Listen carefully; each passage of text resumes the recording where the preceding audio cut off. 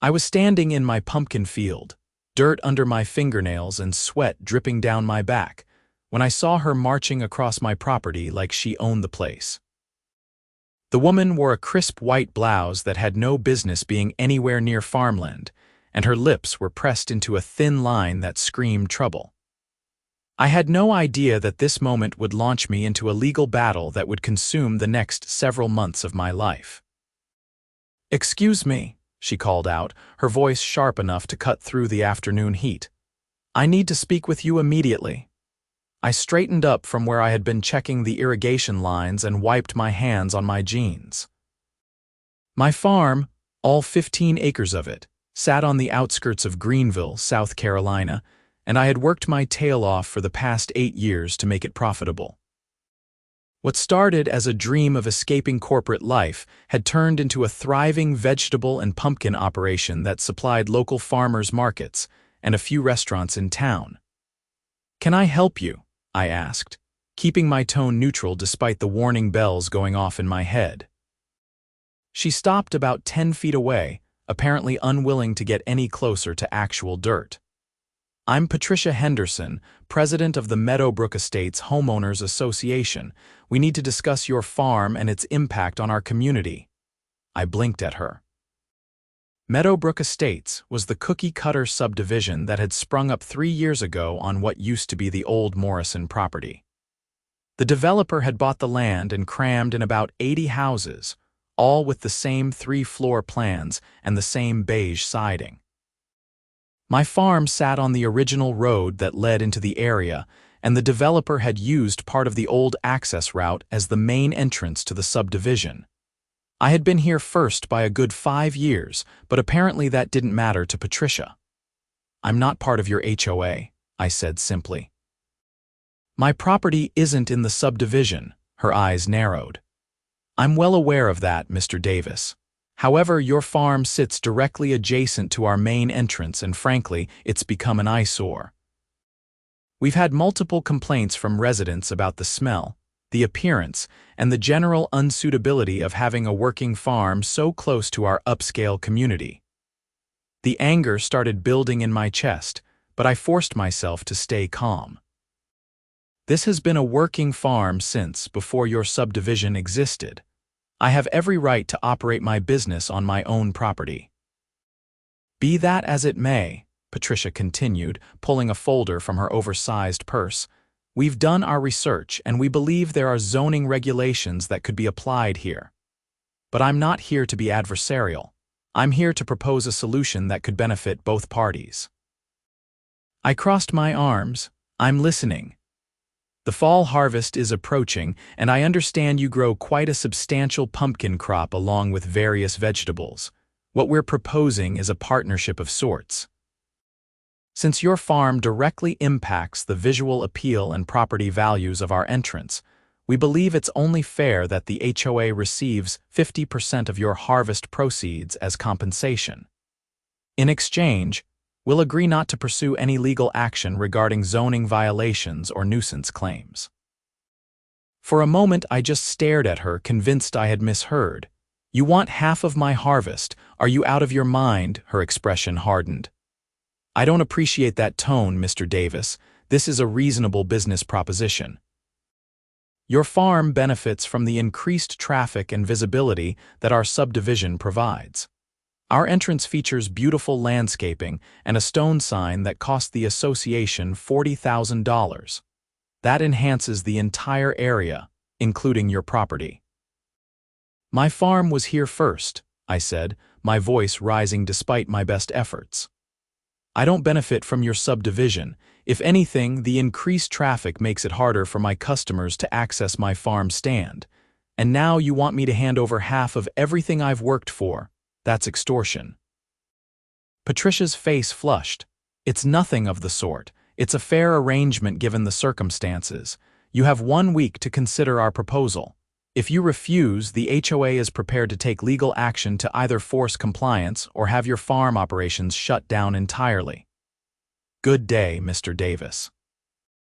She turned on her heel and marched back toward the road, leaving me standing in my field with my blood pressure through the roof. I pulled out my phone and immediately called my friend Jake, who happened to be a lawyer in town. We had gone to high school together, and he had helped me with the initial property purchase and business setup years ago. "Jake, I need your help," I said as soon as he answered. "The HOA from that subdivision next to me just tried to extort me." 20 minutes later, I was sitting in Jake's office in downtown Greenville, laying out exactly what Patricia had said. Jake listened carefully, taking notes and occasionally shaking his head in disbelief. "Okay, let me make sure I have this straight," Jake said when I finished.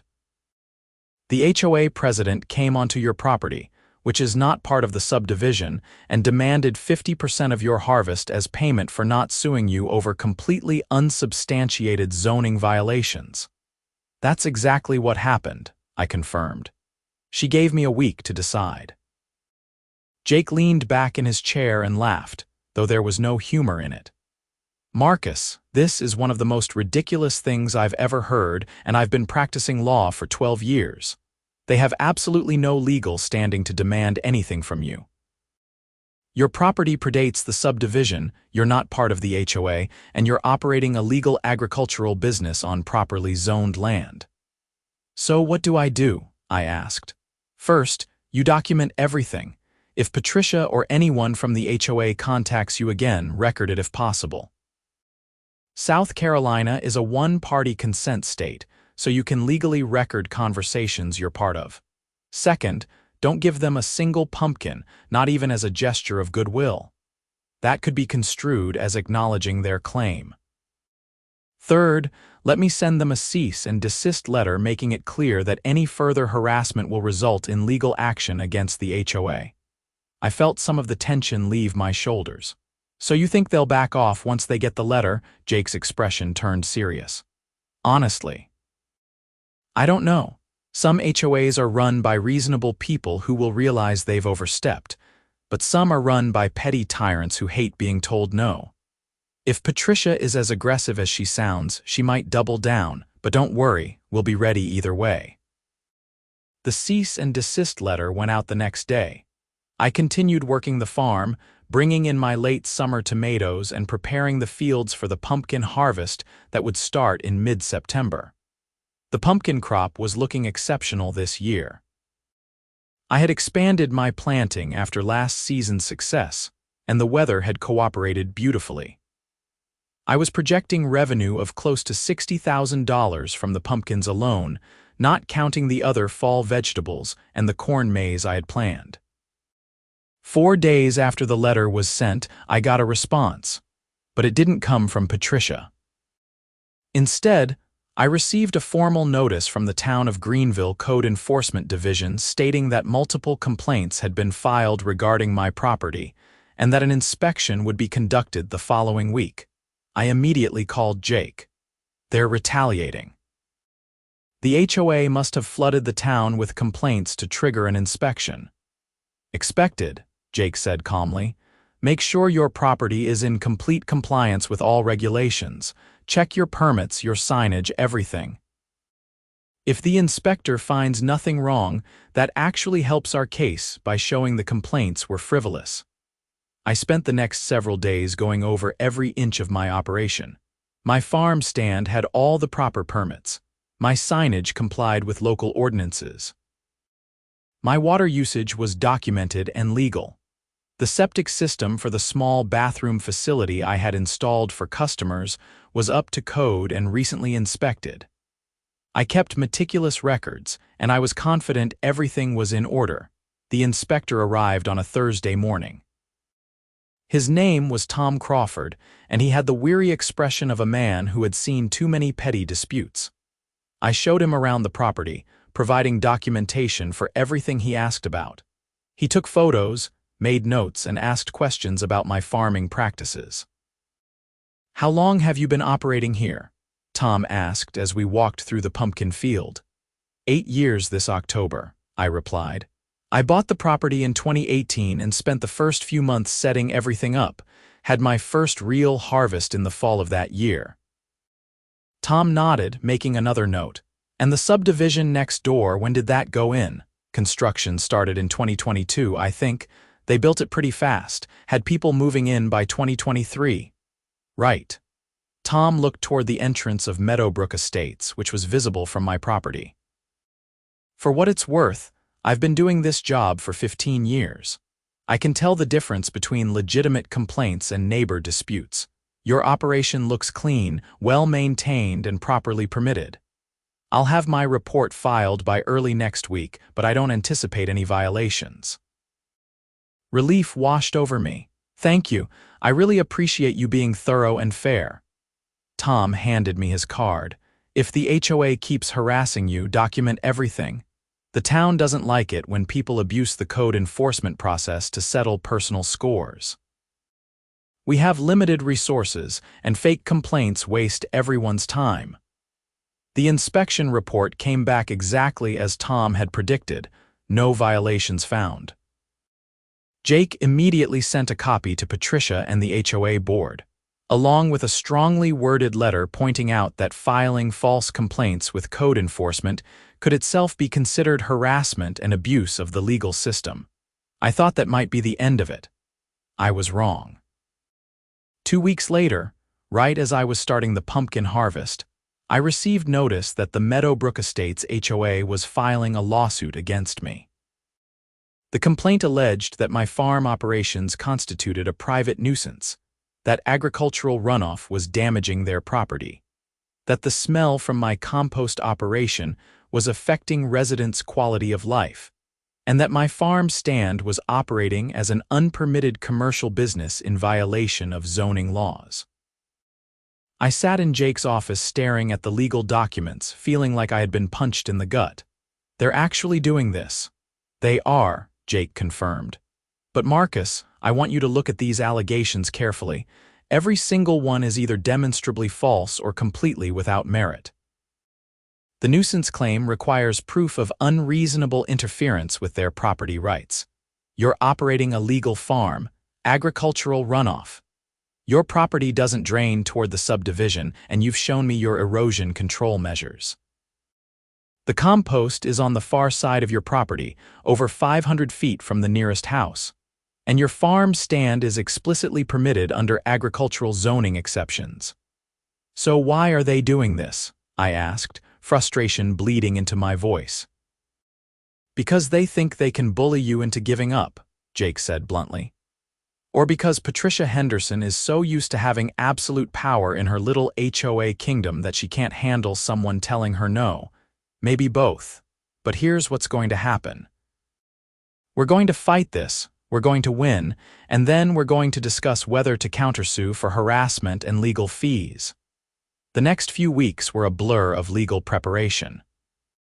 Jake filed our response to the lawsuit, denying all allegations and asserting my right to operate a legal agricultural business on my own property. We gathered evidence. Property surveys showing drainage patterns, testimonials from my customers, documentation of all my permits and licenses, photos of my operation, and statements from other farmers in the area confirming that my practices were standard and appropriate. Meanwhile, I still had a farm to run. The pumpkin harvest was in full swing, and despite the legal stress, it was shaping up to be my best year ever. I had hired 3 part-time workers to help with harvesting and manning the farm stand, and customers were coming from all over the region. I had built a reputation for quality produce and fair prices, and people loved the authentic farm experience. On a Saturday in early October, I was loading pumpkins at the farm stand when a silver Mercedes SUV pulled up. Patricia Henderson stepped out, along with 2 other women I didn't recognize. I felt my jaw clench, but I forced myself to remain professional. "Ladies," I said neutrally. "What can I help you with?" Patricia looked around the busy farm stand with obvious distaste. Families were browsing the pumpkins, kids were laughing, and the smell of fresh apple cider filled the air. "We're here to document the excessive commercial activity taking place on this property in violation of agricultural zoning provisions." One of the other women raised her phone and started taking video. I pulled out my own phone and did the same. "You're welcome to document whatever you'd like," I said calmly. This farm stand is operating under a proper agricultural exemption, as I'm sure your lawyers have already informed you. All of the products sold here are grown on this property or purchased from other local farms, which is explicitly permitted under South Carolina agricultural law. We'll let the court decide that, Patricia snapped. But I'll tell you right now, Mr. Davis, you've made a terrible mistake by refusing our generous offer. This lawsuit is going to cost you far more than simply sharing your harvest would have. You could still settle this reasonably. Give us 40% and we'll drop the suit. I looked her dead in the eye. I'm not giving you a single pumpkin. This is my property, my business, and my livelihood. You have no right to any of it. Now, if you're not here to purchase anything, I'm going to have to ask you to leave. You're disrupting my customers. Patricia's face turned red. You arrogant man. Do you have any idea who I am? I have connections in this town. My husband is a major donor to the mayor's campaign. I sit on 3 different charitable boards. You're a nobody farmer who's going to lose everything over your stubbornness. Ma'am, I'm going to have to ask you to leave now, I repeated, keeping my voice level. You're on private property, you've been asked to leave, and if you refuse, I'll call the sheriff. For a moment, I thought she might actually refuse. But one of the other women touched her arm and whispered something. Patricia shot me a look of pure hatred, then turned and stalked back to her Mercedes. The SUV kicked up dust as it sped away. An elderly couple who had been selecting pumpkins nearby approached me. Young man, we couldn't help but overhear some of that, the woman said kindly. That HOA woman was being absolutely ridiculous. We live over in Eastside and we've been coming to your farm for 3 years now. It's a treasure. Don't let them bully you. Thank you, I said, genuinely touched. That means a lot. Over the next hour, 3 more customers made similar comments. Apparently, Patricia's confrontation had been witnessed by quite a few people, and the general consensus was firmly in my favor. One customer even mentioned that she was friends with a reporter at the Greenville News and asked if I would be interested in telling my story. I took her contact information, but decided to hold off on involving the media until I talked to Jake. When I called him that evening and told him about the encounter, his response surprised me. Actually, media coverage might not be a bad idea at this point. The HOA has already filed a public lawsuit, so this isn't a private matter anymore. Telling your side of the story could be beneficial, especially if it helps counter any narrative Patricia might be pushing. But let me reach out to the reporter first and make sure we control the message properly. The article ran the following Wednesday under the headline Local Farmer Battles HOA Over Harvest Rights. The reporter, a woman named Jennifer Walsh, had done her homework. She interviewed me extensively, spoke with several of my regular customers, reviewed the public court documents, and even reached out to the HOA for comment. Patricia had declined to speak with her, but the HOA's lawyer had provided a brief statement claiming they were simply trying to protect property values and ensure compliance with local regulations. The public response was overwhelmingly supportive. The newspaper's website was flooded with comments defending my right to operate my farm. Local farming organizations reached out offering support. The South Carolina Farm Bureau even issued a statement expressing concern about HOAs attempting to interfere with legitimate agricultural operations. But Patricia and the HOA board didn't back down. If anything, the publicity seemed to make them more determined. Through their lawyers, they filed additional motions seeking an immediate injunction to halt my farm stand operations pending the outcome of the lawsuit. Jake fought back hard, and the judge denied the injunction request, stating that there was no evidence of immediate irreparable harm that would justify shutting down a legal business operation. As fall progressed and we moved toward winter, the legal battle intensified. Both sides engaged in discovery, exchanging documents and taking depositions. I spent hours with Jake preparing for my deposition, going over every detail of my farming operation. When the day came, I sat across from the HOA's lawyer, a slick-looking guy named Richard Sommers, and answered his questions as directly and honestly as possible. Mr. Davis, isn't it true that your farming operations produce odors that could be considered offensive to nearby residents? Sommers asked. I operate a farm, I replied. There are natural smells associated with farming, yes. I have a compost pile where I process organic waste, which is a standard agricultural practice. The compost area is located over 500 feet from the nearest residence in Meadowbrook Estates, which is well beyond the distance where any odor would be detectable. Have you ever received complaints about the smell? Only from Patricia Henderson and the HOA. None of my immediate neighbors, who are actually closer to my property than the subdivision, have ever complained. What about runoff from your property? Isn't it possible that fertilizers or pesticides could be washing onto HOA property? No, it's not possible. The topography of the land means water drains away from Meadowbrook Estates.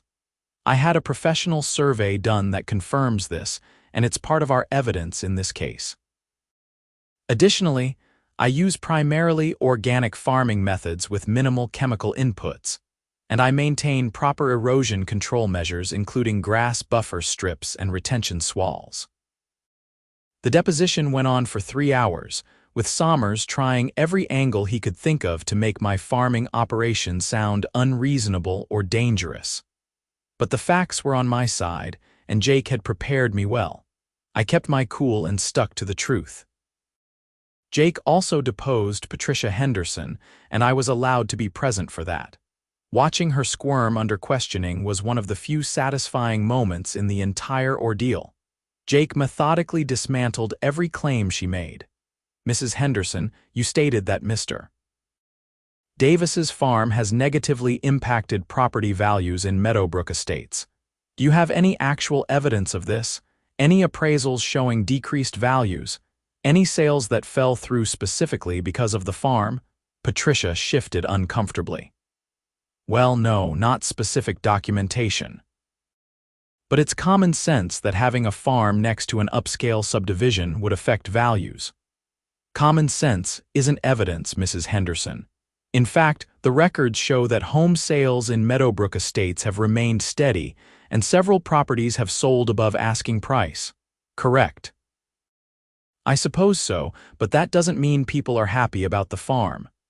How many formal complaints about Mr. Davis's farm has the HOA actually received from residents? Patricia hesitated. I don't have the exact number in front of me. Jake slid a document across the table. This is a copy of the HOA's complaint records that you provided during discovery. According to this, the HOA has received exactly 4 complaints about the farm over the past 2 years. 4 complaints out of 80 households. Does that sound right?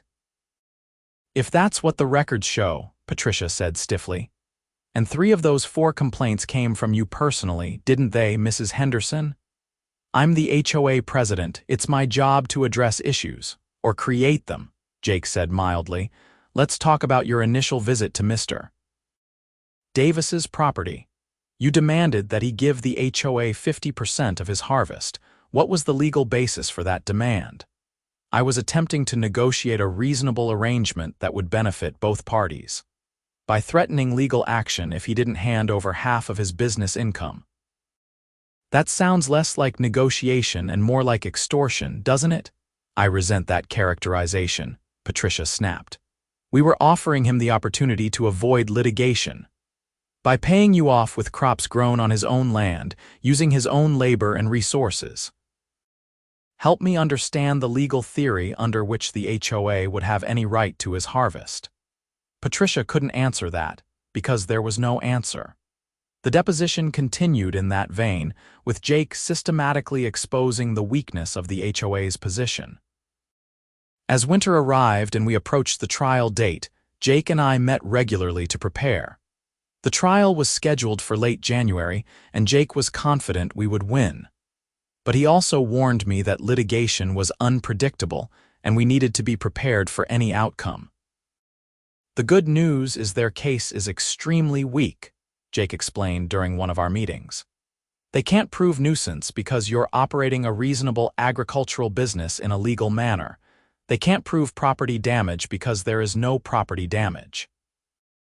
They can't prove zoning violations because there are no zoning violations.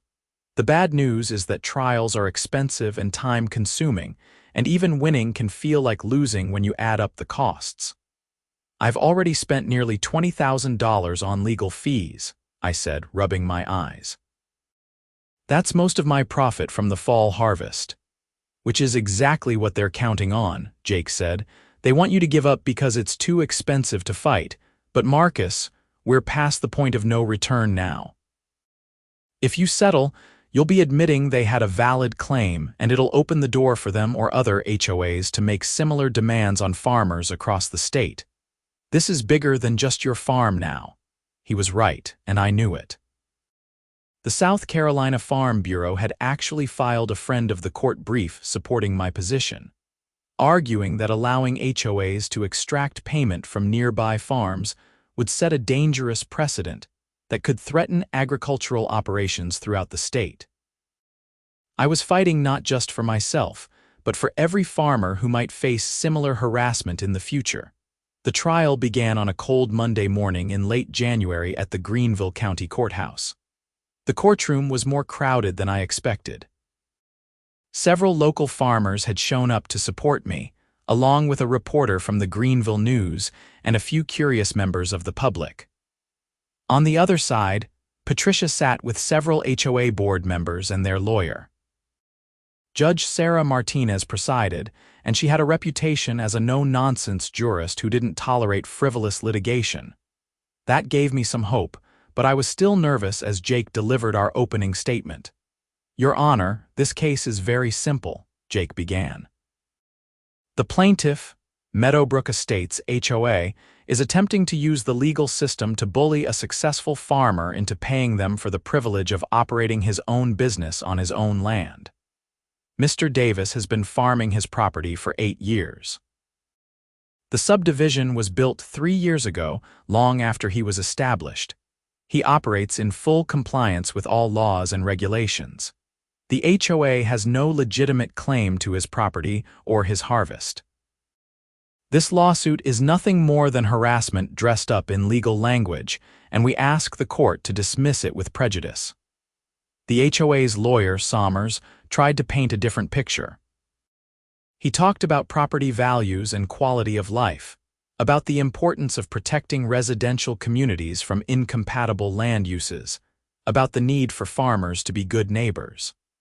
But his arguments were long on rhetoric and short on actual evidence or legal basis. Over the next 3 days, both sides presented their cases. Jake called me to the stand first, and I walked the court through my entire operation. I explained how I had carefully planned and developed the farm, how I maintained it to the highest standards, how I contributed to the local economy and community. Jake entered into evidence all of my permits, licenses, and inspection reports, along with the property survey showing drainage patterns. We also called Tom Crawford, the code enforcement inspector, who testified that he had found 0 violations during his inspection, and that my operation was one of the better-maintained agricultural properties in the county.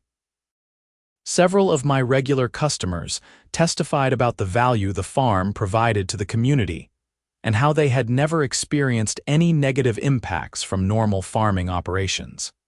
The HOA's case was much weaker. They called Patricia to testify, and under Jake's cross-examination, she was forced to admit that she had no personal expertise in agriculture, no evidence of actual property damage, and no proof that property values had been affected. They called one resident who lived near the entrance to the subdivision and complained about seeing farm equipment on the road occasionally. But Jake got him to admit that he had only lived there for 6 months and had known the farm was next door when he bought his house. Their supposed expert witness, an agricultural consultant, actually ended up helping our case. Under questioning, he acknowledged that my farming practices were standard and appropriate, that the setbacks and buffer zones I maintained were more than adequate, and that allegations of harmful runoff were not supported by the evidence. On the third day, Sommers made a critical mistake. He called an appraiser who was supposed to testify that the farm had negatively impacted property values. But Jake had done his homework and had obtained records showing that this appraiser had done work for the HOA in the past, creating a financial relationship. More importantly, Jake produced multiple property sales records showing that homes in Meadowbrook Estates were actually selling above the county average for similar subdivisions. "So, Mr. Barrett," Jake said to the appraiser, "you're testifying that Mr. Davis's farm has decreased property values in Meadowbrook Estates, yet homes there are selling above market average. How do you explain that?" The appraiser fumbled for an answer. "Well, the values would likely be even higher without the farm. Based on what data? What comparable sales are you using to reach that conclusion?" "It's a professional judgment based on my experience." "A professional judgment contradicted by actual market data," Jake pressed. "Isn't the truth that you're providing the opinion the HOA paid you to provide, regardless of what the actual evidence shows?" "I resent that implication," the appraiser said, but the damage was done. Closing arguments came on the afternoon of the third day. Sommers did his best, but he was working with bad facts and worse law. Jake's closing was methodical and devastating. "Your Honor, the plaintiffs have failed to prove any element of their claims. They haven't shown that Mr.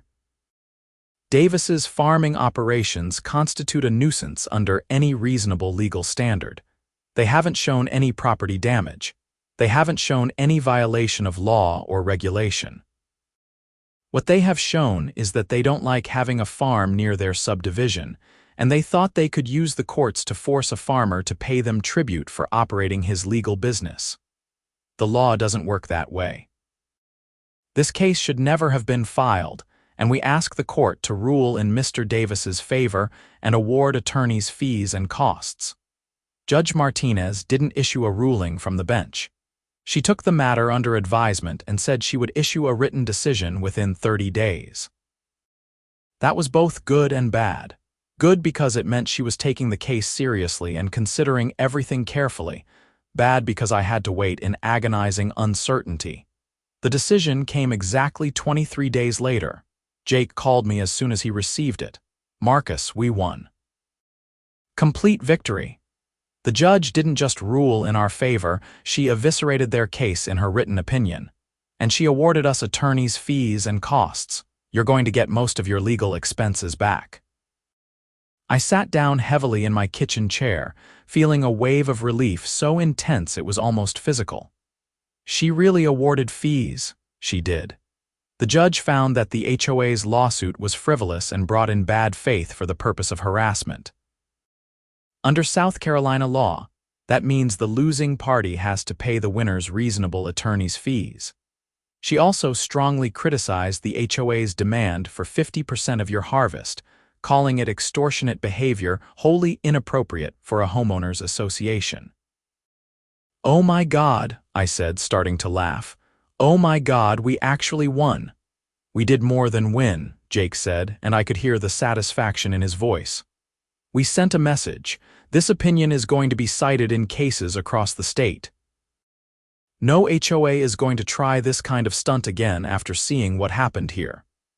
The written opinion was 15 pages long, and Judge Martinez had not held back.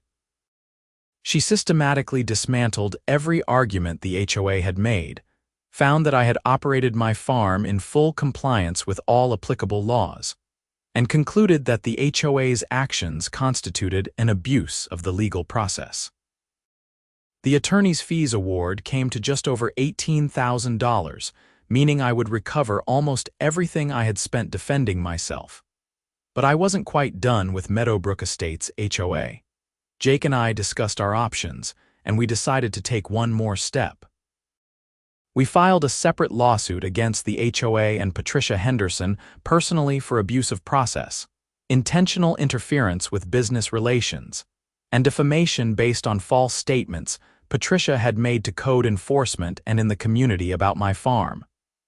Are you sure you want to do this? Jake asked me before we filed.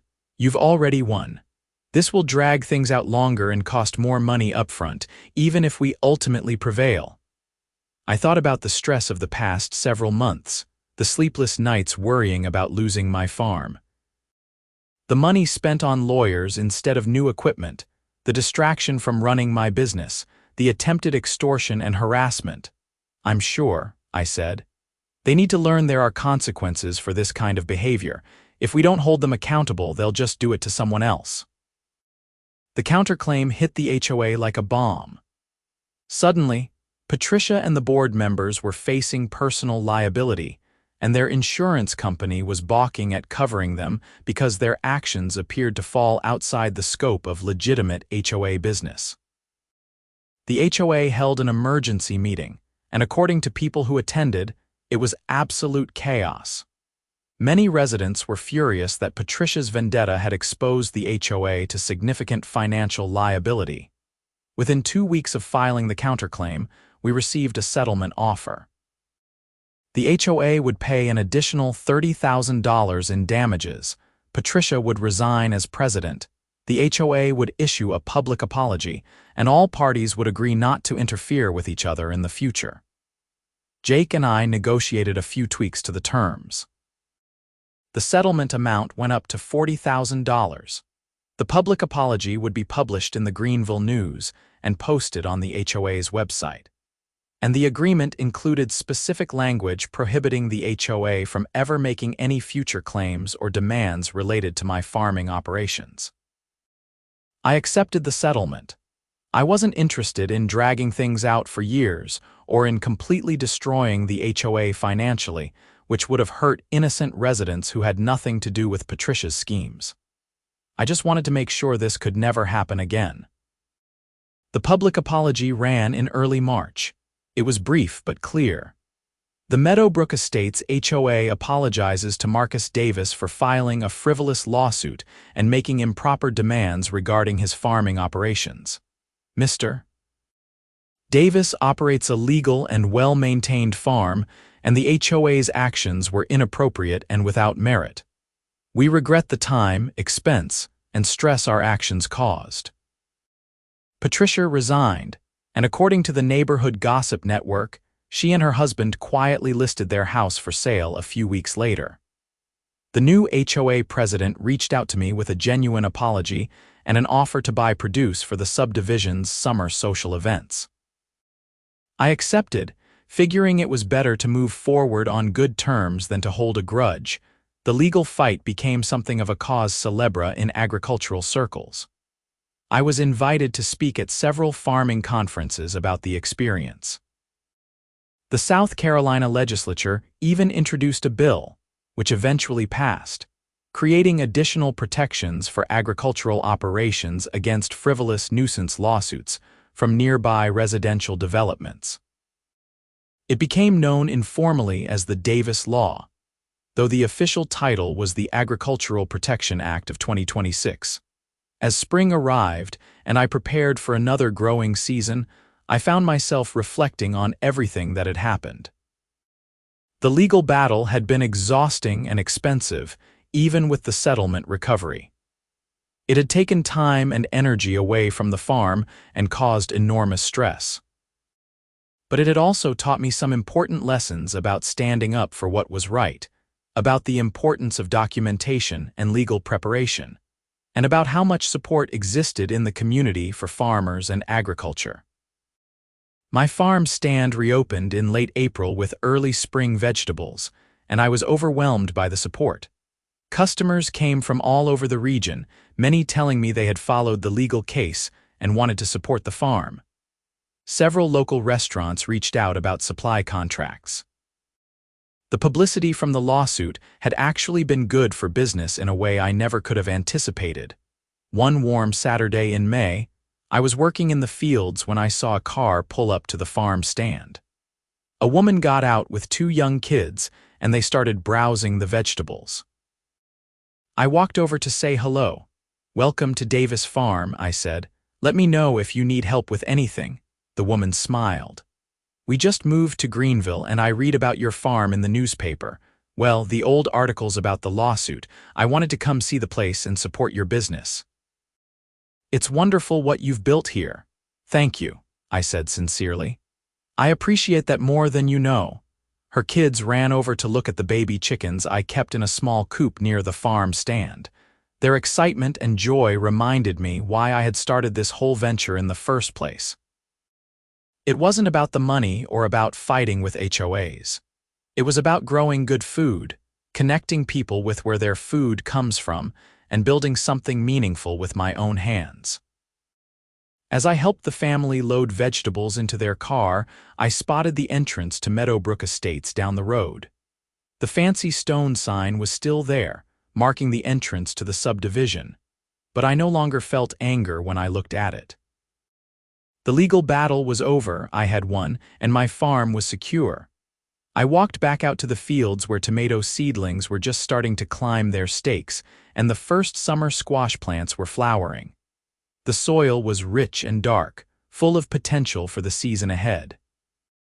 I had survived the winter, literally and figuratively, and now growth and abundance stretched out before me. My phone buzzed with a text from Jake. Article in Farm Bureau magazine about the case just published. You're famous. Drinks to celebrate. I smiled and texted back that I would meet him later. But for now, I had work to do. The irrigation system needed adjusting, the mulch needed refreshing, and about 1,000 other small tasks demanded attention. It was exactly what I wanted to be doing. The sun was warm on my back as I worked, and I could hear songbirds in the hedgerow I had planted along the property line. This was my land, my farm, my life.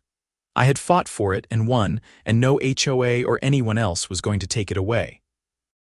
That evening, I stood at the edge of my property watching the sunset paint the sky in shades of orange and pink.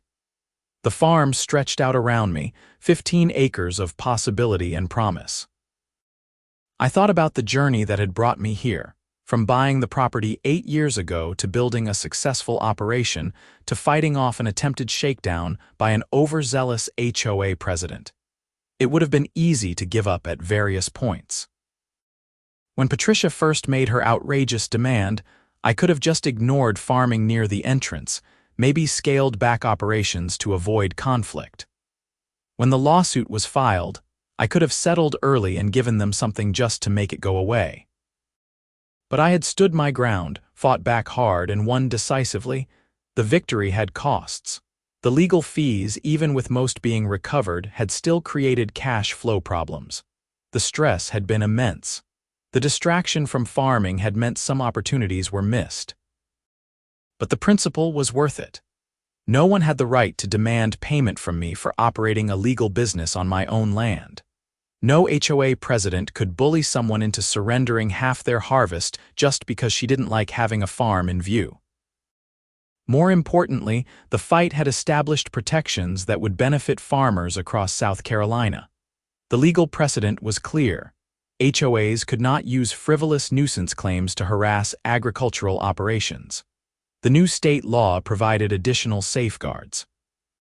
Future farmers facing similar situations would have powerful tools to defend themselves.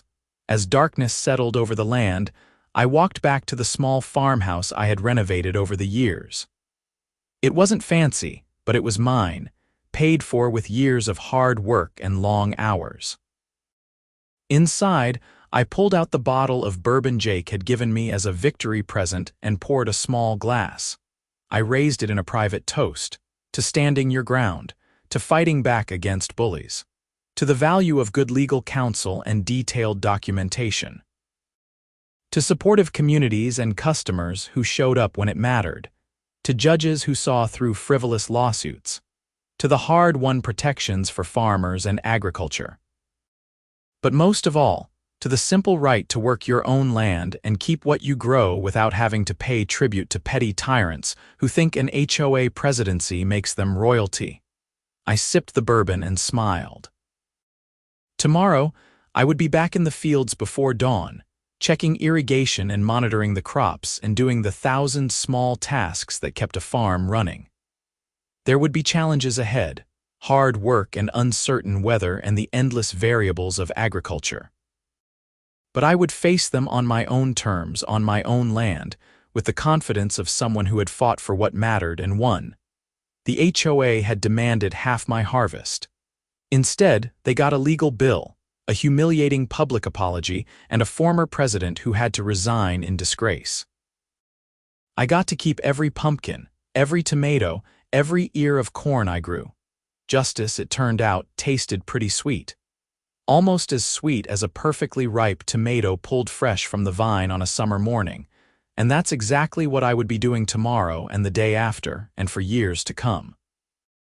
My farm, my rules, my harvest, just as it should be.